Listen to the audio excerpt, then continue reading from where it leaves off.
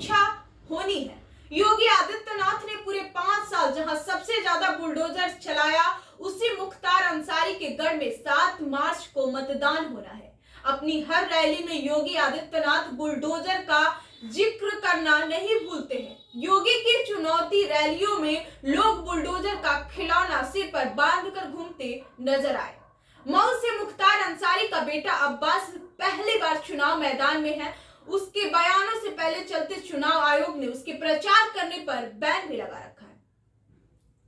गाजीपुर जिले के मोहम्मदाबाद सीट भी मुख्तार अंसारी का गढ़ है, जहां 2017 में चुनाव में भाजपा की अलका राय ने मुख्तार अंसारी के भाई सिबलतुल्लाह अंसारी को हराया था। इस पर सिबलतुल्लाह के बेटे मंसूर अंसारी चुनाव मैदान में है, जबकि भाजपा ने अलका राय पर ही भरोसा जताया है। इस सीट पर भूमिहार मुस्लिम मतदाता लगभग बराबर है, लिहाजा दूसरी जातियों का वोट जिस पार्टी को मिलता है उसकी जीतने की उम्मीद बढ़ जाती है।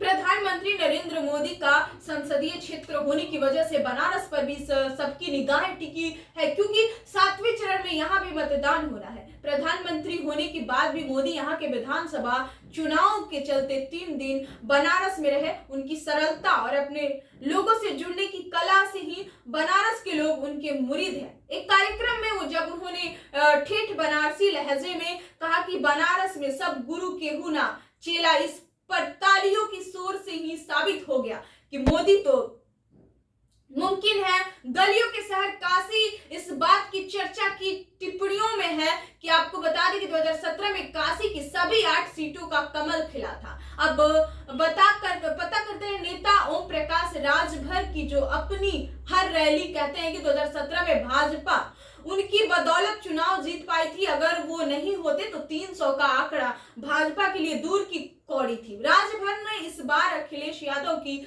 समाजवादी पार्टी से गठबंधन किया है। 18 सीटों पर चुनाव लड़ रहे ओम प्रकाश राजभर गाजीपुर की जहूराबाद सीट से चुनाव मैदान में है। पिछली बार ये बनारस की शिवपुर विधानसभा से चुनाव लड़े थे और योगी सरकार से मंत्री भी बने थे। इस बार शिवपुर के राजभर के बेटे अरविंद राजभर चुनाव लड़ रहे हैं। ओम प्रकाश राजभर ने अपने लिए बहुत सेफ सीट चुनी थी, मगर भाजपा के सदाब फतिमा ने चुनाव मैदान में उतरने के बाद इस सीट पर कांटे की टक्कर हो गई है। इनकी अग्नि परीक्षा भी 7 मार्च को होनी है। आपको बता दें कि 7वें चरण में 9 जिलों की बाकी बची 54 सीटों पर मतदान होना है। बने रहिए।